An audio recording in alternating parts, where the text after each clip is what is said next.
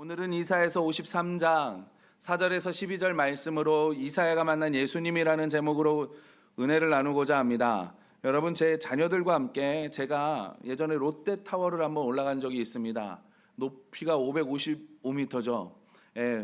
전망대에서 이렇게 딱 내려다 보는데 여러분, 사람은 개미보다 더 작고요. 자동차는 너무 작아서 장난감 자동차보다 훨씬 더 작은, 그래서 그 높이가 어마어마해서 진짜 높구나, 그런 생각을 했습니다. 그런데 여러분, 사람이 만드는 것과 비교되지 않을 정도로 높은 게 있죠. 우리가 다 알고 있는 에베레스트 산입니다. 여러분, 그 에베레스트 산의 높이는 8,848m입니다. 어마어마하게 높죠. 그 정상에 서면 엄청난 강풍이 불어서요, 시속 한 321km의 강풍이 분대요. 그래서 사람이 어떻게 제대로 서 있을 수 없을 정도의 강풍이 불고요. 기온은 영하 60도 정도. 그래서 어마어마한 추위로 인해서, 그리고 산소도 희박해서 올라가려면 그냥 올라갈 수 있는 게 아니라 보조 장비가 있어야만 올라갈 수 있는 곳이 바로 이 에베레스트 산이라고 합니다. 여러분, 이게 얼마나 높은 높이인지 감이 안 잡히시죠? 그래서 제가 또 하나 말씀드리면, 여러분 국내선 비행기 있잖아요. 국제선 말고 국내선 비행기가 여러분 몇 미터에서 몇 미터로 나누는 줄 아십니까? 7,000, 8,000m에서 난대요. 그러니까 에베레스트 산이 그 국내선 평균 높이보다 더 높다는 거예요. 비행기보다. 그러니까 내가 비행기를 국내선을 만약 제주도로 가신다 그러면 딱 타시고 에베레스트 산은 이거보다 더 높구나라고 생각하시면 됩니다.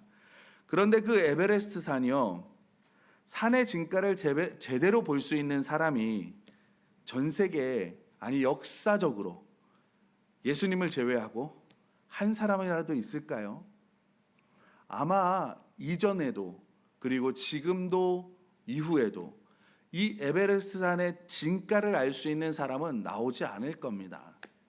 여러분, 사람들은 구약 성경을 흔히 산을 예를 들면서 오르고 오르면 이사야서 53장이 에베레스트 산 정상처럼 딱 나온다고 이야기를 해요. 근데 그 53장이 뭐냐? 바로 그리스도의 영광과 영원한 구원의 소망을 나타내는 말씀입니다. 이 산을 여행하면 우리가 모두가 인정하지만 아무도 낱낱이 알 수 없는 놀라운 말씀들, 우리가 다 발견할 수 없는 놀라운 은혜들, 그것을 우리가 이 53장에서 알게 된다는 거죠. 이사야서 53장은 예수님이 골고다 언덕에서 죽으시기 700년 전에 기록되었으면서도 불구하고 예수님의 죽음과 부활을 보여주고 있고요.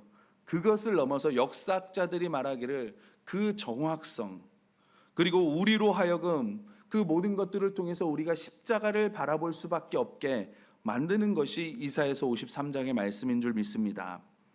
이사야는 그리스도께서 태어나시기 약 700년 전에 이미 신비로운 종 예수 그리스도에 관해서 예언했던 선지자입니다. 예수님은 자신의 고난을 통해서 구원을 가져오지만 사람들에게 멸시받고 버림받으실 것을 예언하였습니다. 그래서 그 700년 전에 이사야가 만났던 예수님, 그 예수님은 어떤 예수님이셨는가, 우리가 말씀을 통해서 은혜를 나누고자 하는데요. 첫 번째로 이사야가 만난 예수님은 뭐냐면 고난의 종으로 오셔서 멸시받고 버림받으신 예수님을 만났다라는 거예요. 여러분, 예수님은 하나님의 뜻에 복종하셔서 부활하시고 높이 들려 지극히 존귀하게 되십니다. 그리스도의 고난의 깊이를 알면 알수록 우리는 예수님이 겪으신 그 일들이 얼마나 엄청난 사건인지, 얼마나 엄청난 일인지 우리는 그것을 알게 돼요.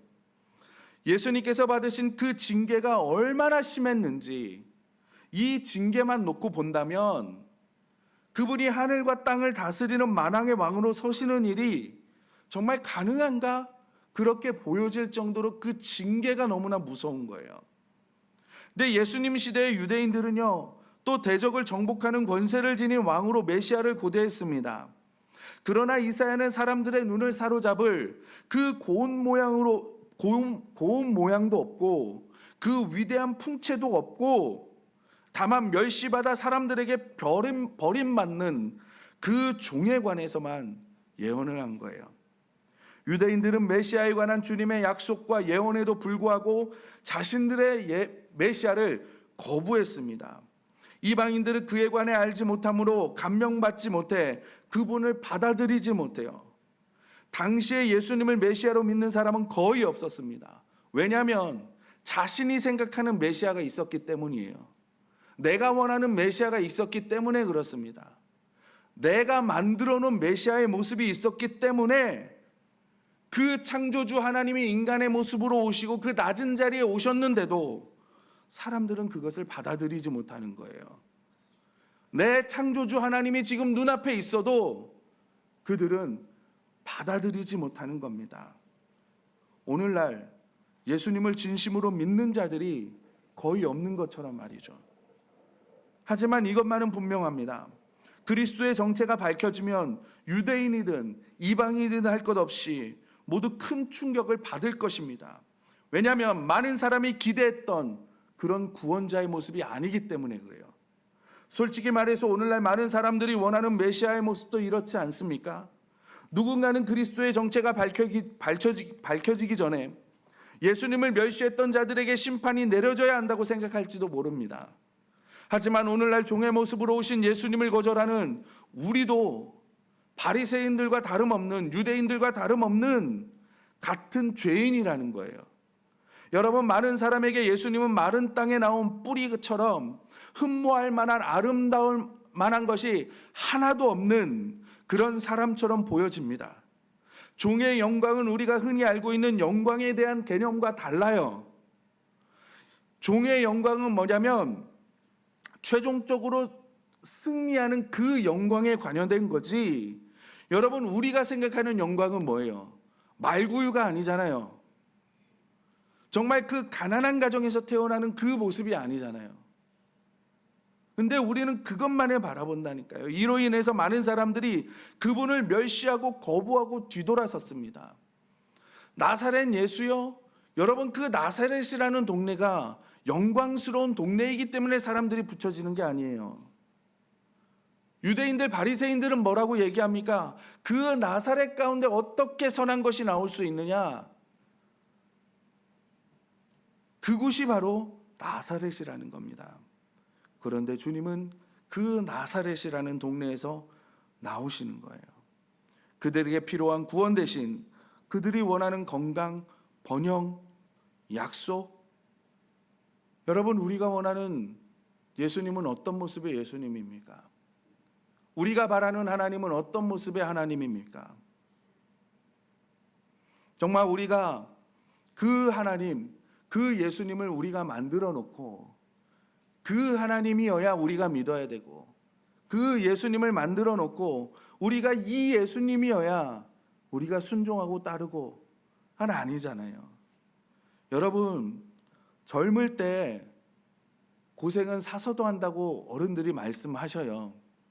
그런데 그렇게 말씀하시는 분들 가운데 자기 자녀들을 고생의 자리로 밀어넣는 분들은 안 계시더라고요. 어떻게든 고생하지 않게 하려고 해요. 그게 부모의 마음이잖아요. 젊은이들은요, 내가 어쩔 수 없이 고생하는 자리에 있으면 모르겠지만 똑같잖아요. 고생하고 싶어하는 사람이 어디 있겠습니까? 여기에서 내가 정말 고생의 자리로 가고 싶어하는 분 계십니까? 없잖아요.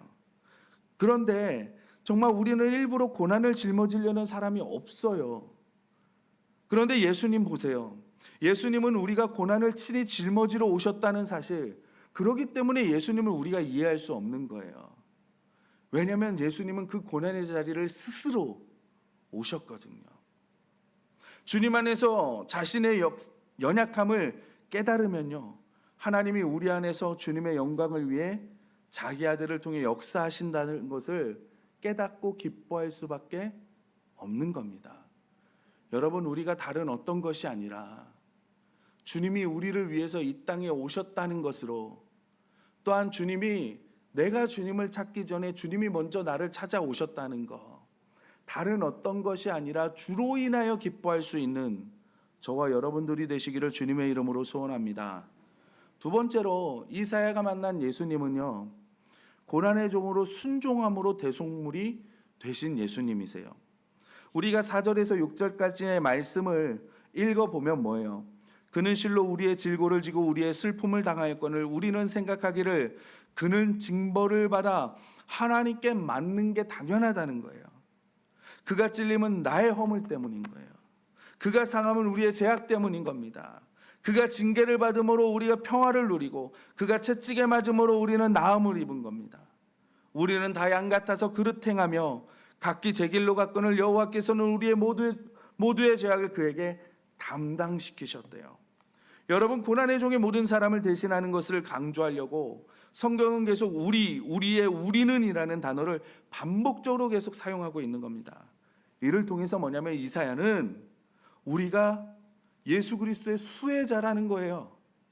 나는 아무 노력도 하지 않았는데, 나는 아무 수고도 하지 않았는데, 나는 아무것도 하지 않았는데, 나는 예수님이 받으신 그것 때문에 그냥 은혜를 받은 거예요. 지금 그 수혜자라고 우리에게 얘기하고, 우리 역시 이 범죄에 관해서 죄가 있음을, 예수님이 왜 이런 일을, 이 죄를, 이 험한 일을 겪었냐, 왜 예수님께서 이 고난을 당하셨냐, 바로 나의 죄 때문이라는 거예요. 그것을 지금 말씀하고 있습니다. 여러분, 대속물이 뭡니까? 대속물, 노예나 죄인을 자유케 하려고 누군가가 대신 값을 지불한 게 대속이잖아요. 대속물이잖아요. 여러분이 대속물은 왜 필요합니까? 아담과 하와가 죄를 선택함으로 인해서 인류에게 죄가 들어온 거예요. 결과적으로 이제는 모든 인류가 다 죽게 되었습니다. 구원의 유일한 소망은 우리에게 내려진 사형 선고가 철회되는 것뿐이에요. 그런데 예수님이 십자가에서 죽으심으로써 우리의 그 죄값을 다 사하여 주셨습니다.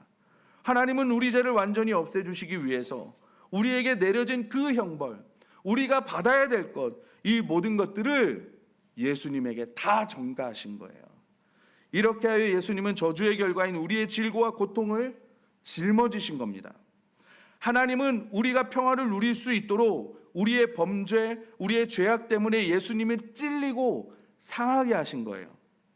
모든 사람이 다 양 같아서 그릇 행해서 죽을 수밖에 없었는데 하나님은 우리의 악함의 짐을 예수 그리스도에게 지우셨습니다.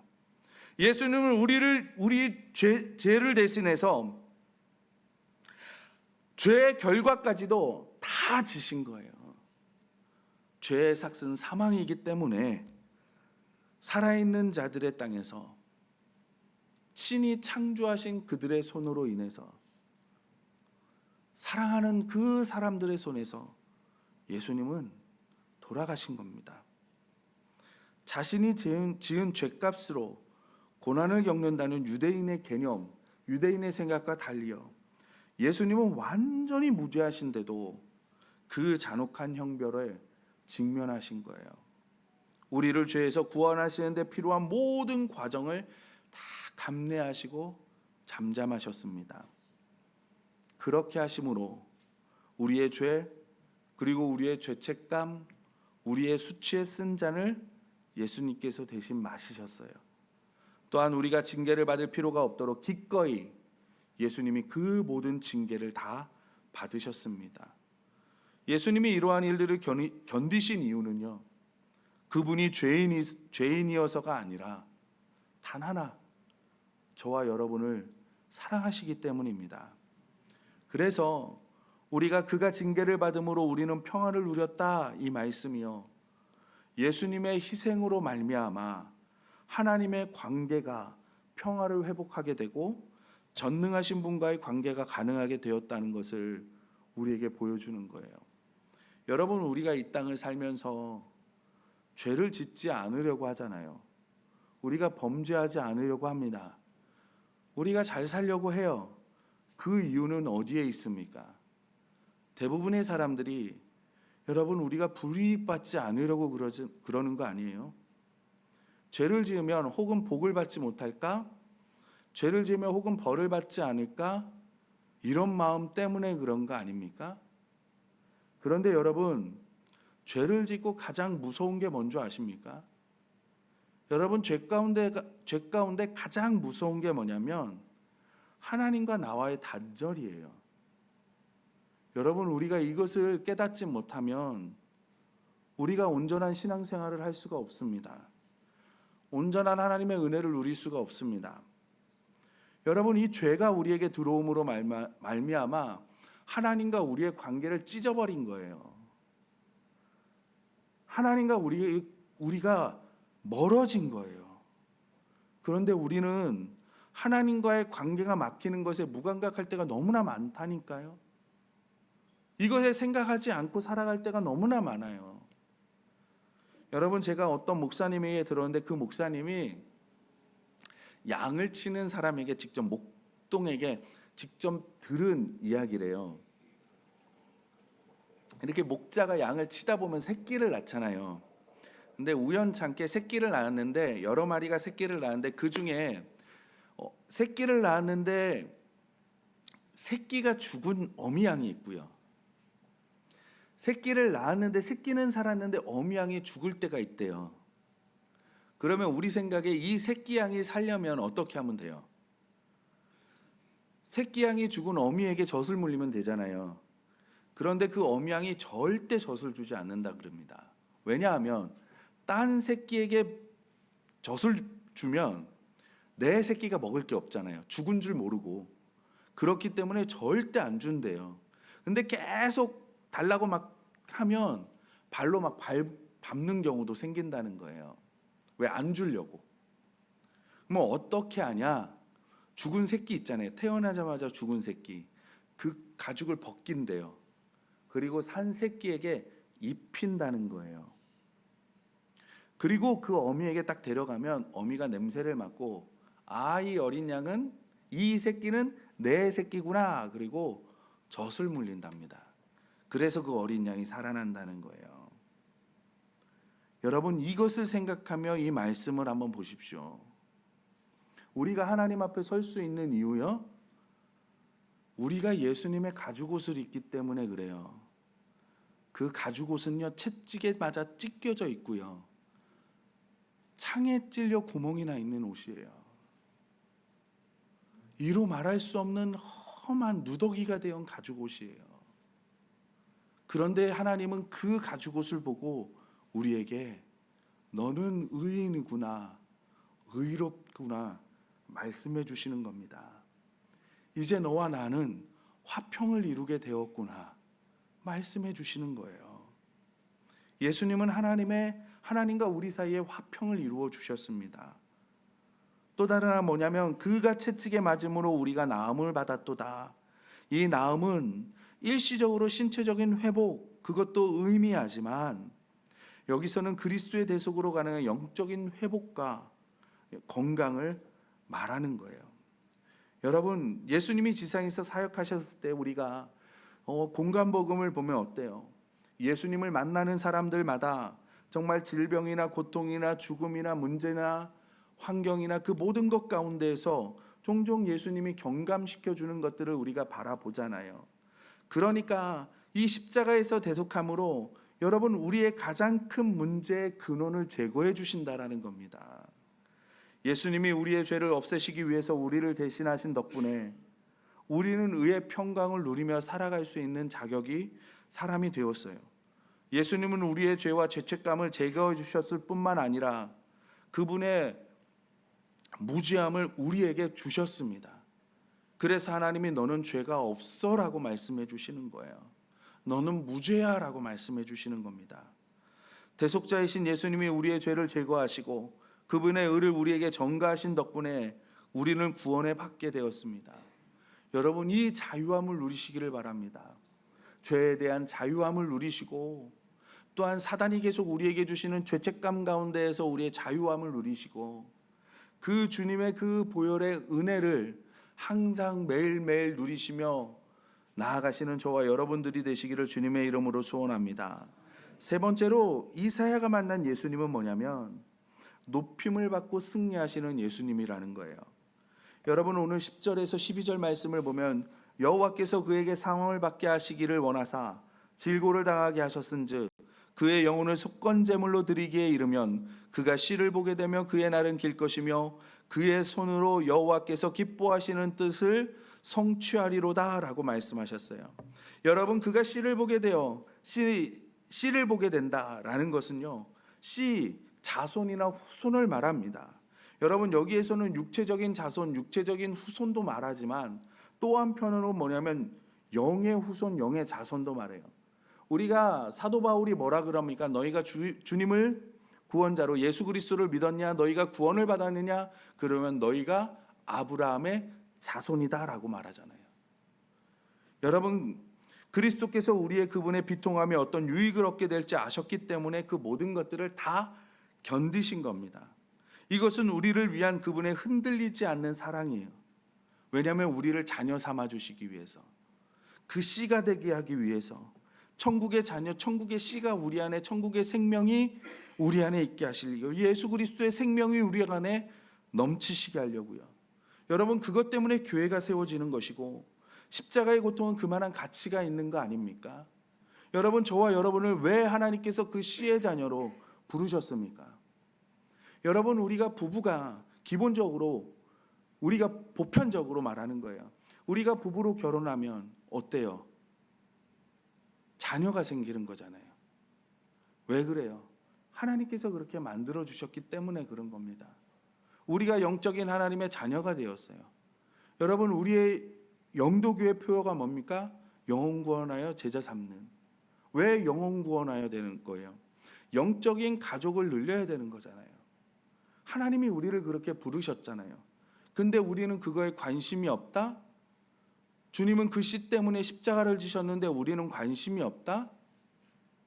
그러면 예수님과 우리가 무슨 상관이 있겠습니까? 그리고 그날의 길은 길 것이요. 여러분, 부활이 확실하지 않다면, 너희에게 사도 바울이 뭐랍니까? 너희에게 부활이 없다면 예수님을 믿는 것이 헛것이라 그러잖아요. 여러분, 예수님께서 십자가를 지신 이후 죽으시고 부활하신 이유는 그 부활이 우리의 부활이 되게 하시기 위함입니다. 예수님의 그 부활의 생명을 우리에게 주시기 위함이에요. 그 부활의 첫 열매가 되어 주신 겁니다. 그리고 그의 손으로 여호와께서 기뻐하시는 뜻을 성취하시로다. 여러분, 주님의 기뻐하신 뜻이, 기쁨이 무엇입니까? 하나님에게 주어진 그 사역, 죄인의 구속이라는 점을 우리에게 알려주시고, 하나님의 계획은 아들로 하여금 죄인을 구원하여서 예수 그리스도를 높이는 거예요.